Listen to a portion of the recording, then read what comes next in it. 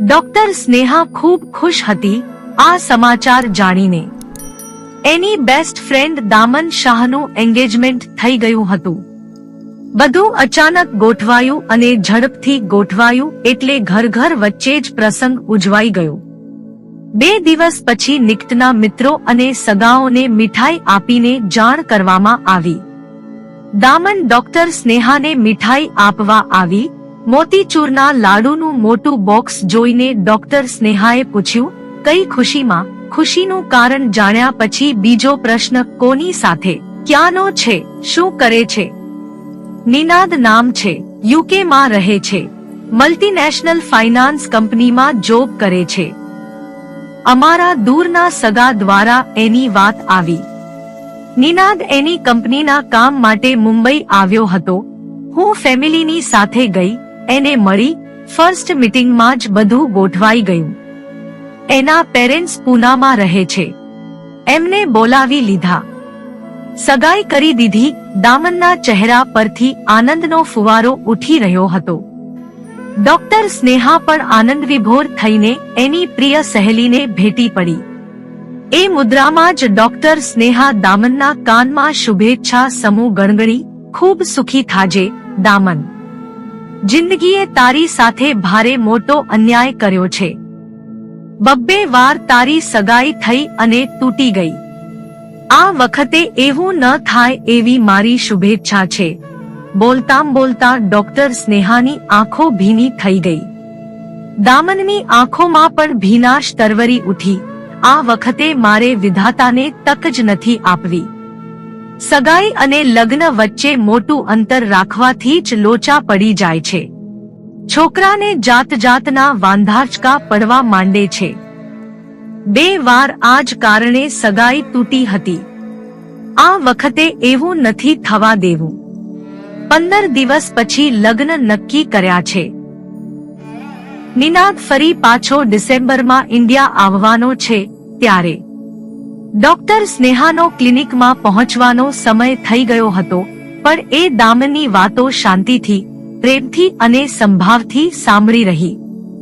દામનના જીવનમાં ઘણા વર્ષો પછી સુખનું કિરણ ઝબક્યું હતું. એ ભોળી, નિર્દોષ છોકરી પોતાના ભવિષ્યના સુંદર સ્વપ્નોની કલ્પનામાં ડૂબી ગઈ હતી.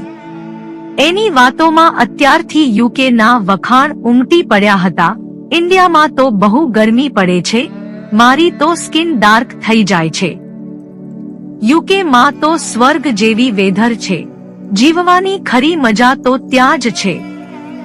ત્યાંનું વાતાવરણ તદ્દન પોલ્યુશન ફ્રી. નિનાદ કહેતો હતો કે એના શૂઝને 1 મહિના સુધી કપડાનો ગાભોએ મારવો ન પડે, ક્યાંય ધૂળ જોવા ન મળે. અહીં તો શૂઝને પોલિશ કરાવ્યા પછીના અડધા કલાકમાં તો યુકેના ફ્રૂટ્સ મોટી સાઇઝના, શાકભાજી લીલામહમ અને તાજા, ટ્રાફિક વેરી ડિસિપ્લિન્ડ, લોકો મેનરફુલ, પાણી તો એટલું પ્યોર કે તમે સીધું નળમાંથી લઈને પી શકો. યુકેમાં તો આમ અને યુકેમાં તો તેમ. દામનની વાણી જળપ્રપાતની જેમ પડતી રહી અને પ્રસરતી રહી. ડોક્ટર સ્નેહાને પૂછવાનું મન થયું કે તું તો એક વાર પણ યુકે ગઈ નથી, તો પછી આ બધી વાતોની તને કેવી રીતે ખબર પડી? પણ એણે પૂછ્યું નહીં. એ જાણતી હતી કે દામન અત્યારે નિનાદમય બની ગઈ હતી.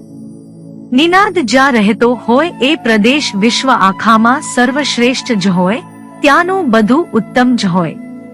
ડિસેમ્બરમાં નિનાદ આવ્યો.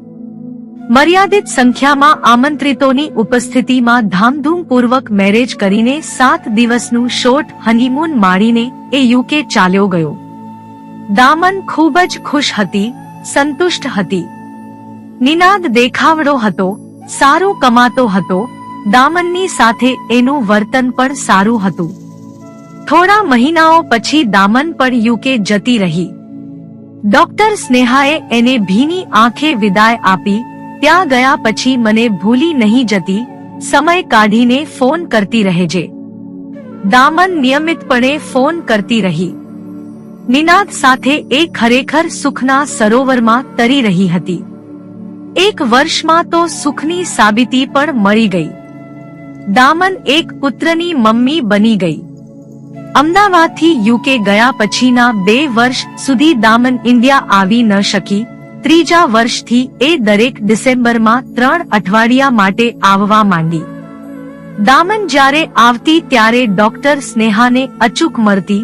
બંને બહેનપણીઓ કોઈ સારી રેસ્ટોરાંમાં ડિનર પર જતી અને 1.5-2 કલાકનો ક્વોલિટી ટાઈમ સાથે પસાર કરતી હતી. ચોથા વર્ષે મળ્યા ત્યારે દામનની બોડી લેંગ્વેજ અને અસાવપણે બોલાઈ ગયેલા 1-2 વાક્યો પરથી ડોક્ટર સ્નેહાને લાગ્યું કે દામન જેટલું દેખાડતી હતી એટલી ખુશ ન હતી. હસીમજાક કરતા કરતા અચાનક એના રૂપાળા ચહેરા પર ઉદાસીની છાયા પથરાઈ જતી હતી. સ્નેહા પોતે ડોક્ટર હતી એટલે ચહેરાની ભાષા એ વાંચી શકતી હતી, પણ શિષ્ટતાનો ભંગ ન થાય એનો વિચાર કરીને એ કંઈ પૂછતી ન હતી. છઠ્ઠા વર્ષે જ્યારે દામન ઇન્ડિયા આવી તો એણે સામે ચાલીને ફોનમાં કહ્યું, સ્નેહા, હું મોટા પ્રોબ્લેમને ફેસ કરી રહી છું. મારે તને જલ્દી મળવું છે, ઘણી બધી વાતો શેર કરવી છે. એ સાંજે અમદાવાદના સિંધુ ભવન એરિયાની એક સારી રેસ્ટોરાંમાં દામને પોતાના મનની વ્યથા રજૂ કરી. છેલ્લા 3 વર્ષથી નિનાદનું વર્તન વિચિત્ર બની ગયું છે. પહેલા એ સાવ નોર્મલ હતો, પછી અચાનક એ ગુસ્સે થવા માંડ્યો. મારામાં જાણે એને રસ ન રહ્યો હોય એમ એ એકલો અને ઉદાસ રહેવા લાગ્યો. દીકરાની સામે જોવે નહીં, હવામાં વાતો કરતો હોય એમ બબડ્યા કરે. ક્યારેક ફરિયાદ કરે કે મારા કાનમાં વિચિત્ર અવાજ સંભળાય છે, ક્યારેક મને ગાળો દેવા માંડે. હમણાંથી તો એ મારા પર હાથ ઉપાડવા લાગ્યો છે. મને તો આ બધા માનસિક બીમારીના સિમ્પટમ્સ હોય એવું લાગે છે. તારે નિનાદને કોઈ સારા સાયકિયાટ્રિસ્ટની પાસે લઈ જવો જોઈએ, ડોક્ટર સ્નેહાએ સલાહ આપી. હું એવું જ વિચારતી હતી, પણ એક દિવસ એમના કબાટના ખાનામાંથી મને સાયકિયાટ્રિસ્ટે લખેલું પ્રિસ્ક્રિપ્શન મળી આવ્યું. એમાં સિઝોફ્રેનિયા જેવી બીમારીનું નામ લખ્યું હતું. હું ખૂબ જ દુઃખી થઈ ગઈ છું, સ્નેહા. મને સમજાતું નથી કે હું. દામન રડી પડી. સ્નેહા, જો આમ ને આમ ચાલતું રહેશે તો હું નિનાદને ડિવોર્સ આપી દઈશ. એની સાથે રહેવું મુશ્કેલ બની ગયું છે. દામને પર્સમાંથી યુકેના ડોક્ટરનું પ્રિસ્ક્રિપ્શન આપ્યું. સ્નેહાને ડોક્ટરની ડિગ્રીમાં ગરબડ લાગી. એણે લખેલી દવાઓના સ્પેલિંગ પણ સાચા ન હતા. એણે દામનને કહ્યું, તું એક કામ કર, નિનાદને કહે કે એ અમદાવાદ આવે અને અહીંના સિનિયર સાયકિયાટ્રિસ્ટને મળે. તું આટલું કર, પછી જો કે નિનાદ શું કરે છે. દામને તે સમયે પતિને કંઈ ન કહ્યું, પણ નિનાદ ઓફિસના કામ અમદાવાદ આવ્યો ત્યારે દામને આ વાત કરી. નિનાદ ભડક્યો. પહેલા તો એણે ગલ્લાંતલા કર્યા, આખરે એ તૈયાર થયો. અમદાવાદના એ સાયકિયાટ્રિસ્ટનું નામ હું જણાવતો નથી, એટલું કહીશ કે એ અનુભવી ડોક્ટર સિઝોફ્રેનિયાના હજારો દર્દીઓ ટ્રીટ કરી ચૂક્યા છે. એમણે 1 કલાક સુધી નિનાદને સાંભળ્યો, બીજો 1 કલાક એને ઓબ્ઝર્વ કર્યો, કેટલાક ટેસ્ટ કરાવવાની સલાહ આપી. 2 દિવસ પછી એમણે દામનને ફોનમાં કહી દીધું, નિનાદ તદ્દન નોર્મલ છે. એ ઢોંગ કરે છે. એ આવું શા માટે કરે છે એ તમે શોધી કાઢો. એનો મોબાઈલ તપાસો. 1 મહિનામાં જવાબ મળી ગયો. નિનાદ એક યુવતીના ચક્કરમાં હતો, પત્નીથી છૂટવા માંગતો હતો. પછી દામને શું કર્યું એ તમે સમજી શકો છો. આ વિડીયોને લાઈક કરી શેર કરજો અને ચેનલને સબસ્ક્રાઇબ કરજો.